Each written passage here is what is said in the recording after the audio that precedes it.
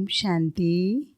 12 जुलाई 2023 बाप दादा के मधुर महावाक्य हैं। मीठे बच्चे, अभी तुम्हें पवित्र जीवात्मा बनना है। इस समय कोई पवित्र जीवात्मा नहीं है, इसलिए अपने को महात्मा भी नहीं कहला सकते। प्रश्न है, सतयुगी रज़ाई का इनाम किन बच्चों को प्राप्त होता है? उत्तर, जो श्रीमत पर याद की रेस में नंबर 1 जाते हैं, उन्हें ही रज़ाई का इनाम मिलता है। तीखी रेस होगी तो रजिस्टर में नाम अच्छा होगा और इनाम के अधिकारी बनेंगे। तुम बच्चे दूरादेशी बन बड़ी दूर की रेस करते हो। 1 सेकंड में निशान तक, परम धाम तक पहुँच वापस लौट कर आते हो। तुम्हारी बुद्धि में है, पहले हम मुक्ति में जाएंगे, फिर जीवन मुक्ति में आएंगे। तुम्हारी जैसी रेस और कोई कर नहीं सकता। गीत है, आखिर वह दिन आया आज। ओम शांति। यह कौन जानते हैं कि आखिर वह दिन आया आज? बच्चे जानते हैं, आखिर वह दिन आया आज जो हम बाप के सम्मुख हुए हैं। आत्मा कहती है इस शरीर द्वारा, अभी तुम बैठे हो, जानते हो हम आत्माएं अभी परमपिता परमात्मा के सम्मुख बैठी हैं। बरोबर 5000 वर्ष पहले भी हम आत्माएं यानी जीव की आत्माएं परमात्मा से सम्मुख मिली थी। आत्मा कहती है मेरा यह शरीर है। शरीर नहीं कहेगा मेरी यह आत्मा है। हम आत्माओं का बाप आखिर आज आया है, आना भी जरूर है। भक्ति के बाद ज्ञान देने लिए, ज्ञान से सद्गति करने के लिए आखिर आया है। यह सारी दुनिया नहीं जानती, सारी दुनिया के सम्मुख हो भी नहीं सकेंगे। तुम बच्चों को भी नंबरवार पुरुषार्थ अनुसार निश्चय है। पहले तो आत्मा निश्चय करते हैं, फिर निश्चय करते हैं हमारा बाप फिर से आया हुआ है। तुम समझते होंगे ऐसे सब निश्चय करते हैं, परंतु ऐसे भी नहीं है। यह ऐसा विचित्र है जो घड़ी घड़ी भूल जाता है हम आत्मा हैं, परमपिता परमात्मा के सम्मुख हैं। यह भूल जाते हैं। यह तो दुनिया भी जानती है, पतित जीव आत्माओं को पावन बनाने परमपिता परमात्मा आते हैं। जीव आत्माएं आत्माओं को पवित्र बनाने नहीं आती। सभी जीव आत्माएं हैं, परमपिता परमात्मा एक ही है। उनको जीव नहीं कहेंगे क्योंकि उनको कोई स्थूल सूक्ष्म शरीर नहीं है। यह बाप बैठ समझाते हैं, तुम जो भी नामधारी देखते हो, ब्रह्मा विष्णु शंकर का चित्र देखते हो, वे सूक्ष्म वतन में रहते हैं। वह भी सूक्ष्म जीव आत्मा ठहरे। यह बड़ी समझने की बातें हैं।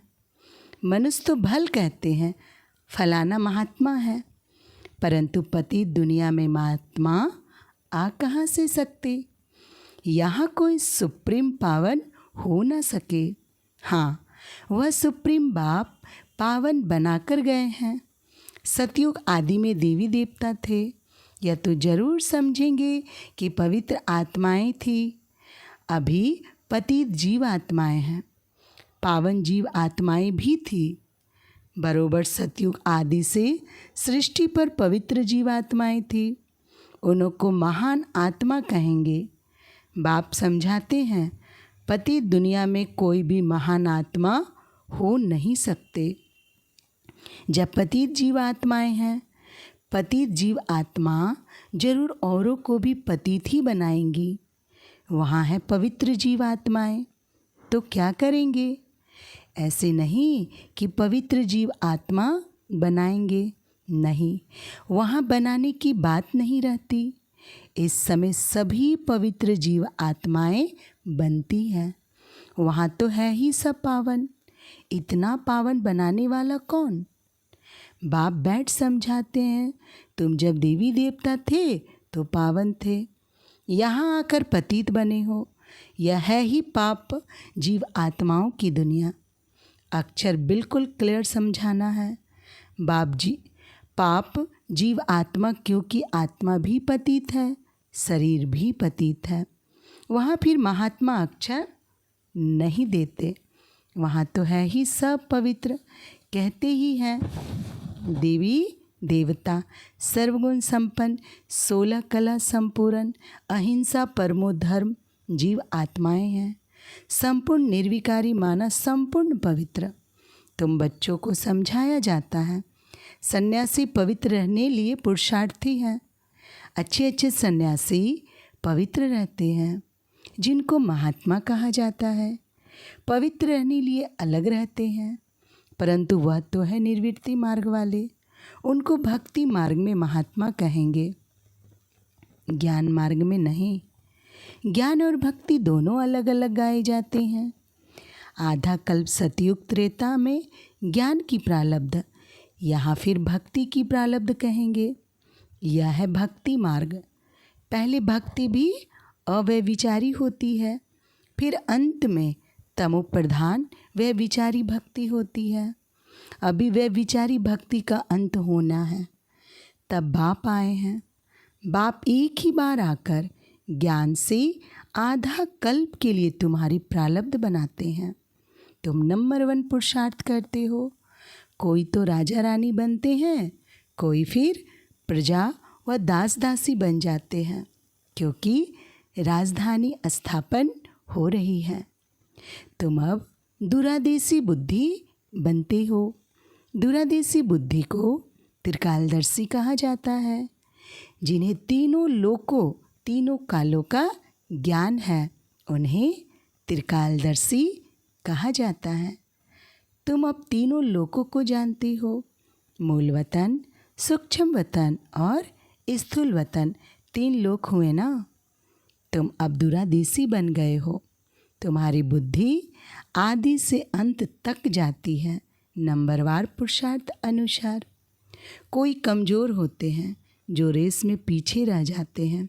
यह तो बहुत बड़ी दूरादेशी रेस है। आत्माओं की रेस कभी सुनी नहीं होंगी। तुम आत्माएं जानती हो, हम स्टूडेंट हैं, हमारी ये रेस है। फलाने निशान तक पहुंचकर फिर लौटना है।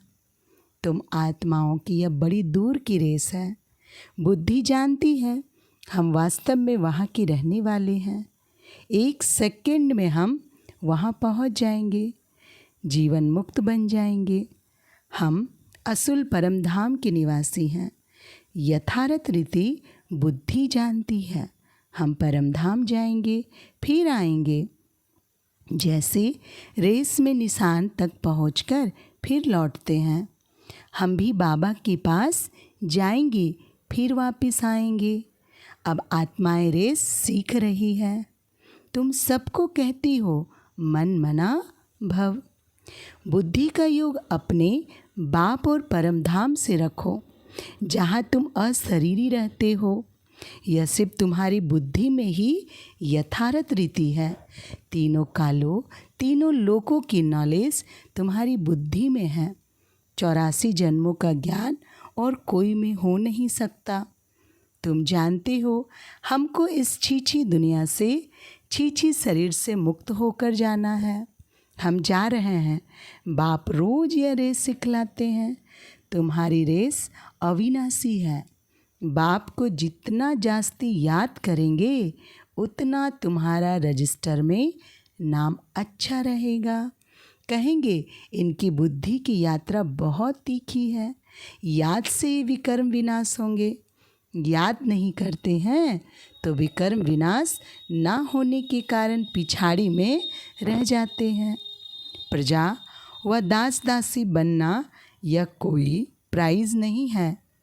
नर से नारायण, नारी से लक्ष्मी बनना, इसको इनाम कहा जाता है। बाप रज़ाई का इनाम देते हैं। अगर उनकी मत पर चल दौड़ी लगाई तो कोई तो 2 कदम भी दौड़ी नहीं लगाते हैं। अगर प्रजा वाले होंगे तो बिल्कुल कम दर्जा पा लेंगे। यहाँ रहने वाले भी होंगे तो भी रज़ाई में बहुत कम पद पाएंगे। तुम्हारी कितनी विशाल बुद्धि हुई है। अब बेंगलोर, मद्रास के बच्चे बैठे हैं, उन्हों को फिर मद्रासी भाषा में कोई बैठ समझाए। हमारी भाषा तो हिंदी है, कल पहले भी ऐसे समझाया होगा। कहेंगे भगवान सब भाषाएं क्यों नहीं जानते, परंतु ड्रामा में है नहीं। ड्रामा में होता तो मैं सब भाषाओं में भाषण करता। समझो, भिन्न भिन्न भाषाओं वाले बैठे हो तो क्या हम सब भाषाओं में बैठ बोलूँगा क्या? यह तो हो नहीं सकता। 1-2 को भी कहाँ तक सुनाएंगे, घमासान हो जाए। तो समझाना चाहिए। बाबा ने कल पहले जिस भाषा में समझाया था उसी भाषा में ही समझाते हैं। इसलिए हिंदी का जोर है। अंग्रेजी भी ज़रूरी है क्योंकि इन्हों का कनेक्शन अंग्रेज़ों से जास्ती है। रसिया, अमेरिका आदि की भाषा अपनी अपनी है। एक ही धर्म वाले क्रिश्चियन, परंतु भाषाएं बहुत हैं। यहाँ भी है सब भारतवासी आदि सनातन देवी देवता धर्म वाले, परंतु अपने धर्म को भूल गए हैं। भाषाएं कितनी हो गई हैं, सब मिक्सचर है। जिसकी जो भाषा है उसमें फिर उनको सुनाना है। इसमें भी बड़ा होशियार चाहिए जो समझकर और समझाए। साथ ही ऐसा साथ लाना चाहिए जो एक्यूरेट समझा सके। यह है सबसे बड़ा चैतन्य तीर्थ। वह सब है जड़ तीर्थ। साधु संत महात्मा सब वहाँ जाते हैं, बहुत दूर दूर जाते हैं। जो भारत को पावन बनाकर गए हैं उन्हों के मंदिर में जाते हैं। यह भी समझने की बातें हैं ना। बाप कहते हैं झाड़ की टालियाँ पत्ती उसका विस्तार कितना समझाए। तुम तो समझ गए हो, यह छोटे छोटे टालियाँ हैं। टाली में भी कितने पत्ते होंगे। अथाह मठ पंथ है। तुम्हारा थोर तो कितना बड़ा होना चाहिए, कितने पत्ते होने चाहिए। आदि सनातन देवी देवता धर्म सतयुग से लेकर चला आया है तो हिंदू कितने होंगे, परंतु हिंदू भी नहीं रहे हैं और धर्मों में कन्वर्ट हो गए हैं। यह है कल्प वृक्ष। शुरू में आदि सनातन देवी देवता धर्म वाले थे। हिंदू कहलाने वाले भी वास्तव में हैं आदि सनातन देवी देवता धर्म के, परंतु कन्वर्ट हो गए हैं। बाप कहते हैं मैं आकर फिर उस देवी देवता कहलाने वाले धर्म की स्थापना करता हूँ। जो कन्वर्ट हो गए हैं वही फिर से आकर वर्षा लेंगे। जब देवी देवता कहलाने वाले एक भी नहीं रहता तब ही बाप आते हैं, आकर समझाते हैं। तुम्हारे जड़ यादगार खड़े हैं। क्राइस्ट आते हैं तो उनके धर्म की चर्चा आदि होती नहीं। यहाँ तो अभी भी देवताओं के मंदिर आदि निशानी है। तुम्हारा जब राज्य होगा तो क्राइस्ट आदि का नाम निशान नहीं होगा। यहाँ तो सभी का नाम निशान है। तुम जानते हो क्राइस्ट कब आया, क्रिश्चियन धर्म कैसे स्थापन हुआ। क्राइस्ट अब किस शरीर में होगा, जरूर पतित शरीर में ही होगा। खुद तो पावन था ना। तुम बच्चों की बुद्धि में सारा ज्ञान है, तुमको दुरादेशी बनाया है। हम आत्माएं कहाँ रहती हैं, कहाँ से आती है, यह किसको पता नहीं है। रहने के स्थान को परमात्मा मान लिया है। वास्तव में आत्मा झूठी बनने से काया भी झूठी बन जाती है। साधु लोग कह देते हैं झूठी माया झूठी काया, बाकी आत्मा तो निर्लेप है। अपने मतलब की बात कह देते हैं। ऐसे क्यों नहीं कहते झूठी आत्मा की काया। काया को ही काई पर अर्थी पर बिठाते हैं, आत्मा को तो काई अर्थी पर नहीं बिठाते हैं। काई पर काया को बिठाया जाता है। आत्मा ने तो एक काया को छोड़ दूसरी काया में जाकर प्रवेश किया। यह समझ की बात है। कोई भी साधु संत आदि को तुम समझा सकते हो। यहाँ पतित दुनिया में कोई भी महात्मा नहीं है। महान आत्माओं को पावन आत्मा कहा जाता है, तो शरीर भी पावन चाहिए। यह है ही आयरन एज्ड। परंतु कन्या जब तक विकार में नहीं गई है तो पूजी जाती है। पवित्रता के लिए ही पुकारते हैं, आकर के हमको पावन पवित्र बनाओ। जबकि पुकारते रहते हैं तो तुम उनको महान आत्मा कैसे मान सकते हो? महात्मा तो कोई है नहीं। यह है विचित्र परमपिता परमात्मा। तुम जानती हो, हम जो पावन जीव आत्माएं देवी देवता थी, अभी पतित बनी हुई हैं, धर्म भ्रष्ट है। क्रिश्चियन लोग अपने धर्म को जानते हैं, झट कहेंगे हम क्रिश्चियन हैं। तुम उच्च उच्च धर्म वाले अपने धर्म को भूल गए हो। भूल जाने से धर्म भ्रष्ट कर्म भ्रष्ट बन पड़े हो। तुम श्रेष्ठाचारी थे, अब रावण ने भ्रष्टाचारी कर दिया है। यह अर्थ भी तुम समझ सकते हो। तुम बच्चे अभी अपनी भविष्य उच्च तकदीर बनाने के लिए धारणा कर रहे हो। श्रीमत का उल्लंघन करने से तकदीर को लकीर लग जाती है। यह भी भूल जाते हैं कि श्रीमत देने वाला बाप है। तो आखिर वह दिन आया आज। यह तुम जानते हो, सभी एक्यूरेट नहीं जानते, अंत में जानेंगे जब पूरी समझ जाएंगे। अभी तो घड़ी घड़ी भूल जाते हैं, मुश्किल कोई सच बतलाते हैं, झूठ बोलने में देरी नहीं करते हैं।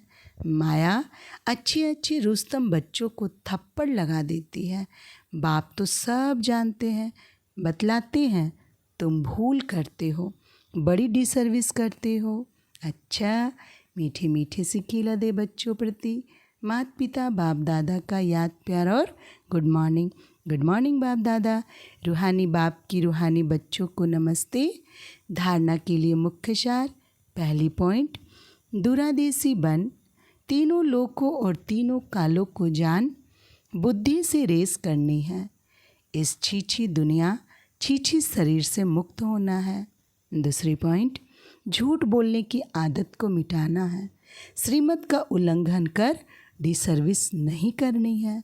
वरदान, लौकिक वृत्ति दृष्टि का परिवर्तन कर अलौकिकता का अनुभव करने वाले ज्ञानी तो आत्मा भव। स्पष्टीकरण है, लौकिक संबंधों में रहते हद के संबंधों को ना देख आत्मा को देखो। आत्मा देखने से या तो खुशी होगी या रहम आएगा। या आत्मा बेचारी परवश है, अज्ञान में है, अनजान है। मैं ज्ञानवान आत्मा हूँ, तो उस अनजान आत्मा पर रहम कर अपनी शुभ भावना से बदल कर दिखाऊंगी। अपनी वृत्ति और दृष्टि को बदलना ही अलौकिक जीवन है।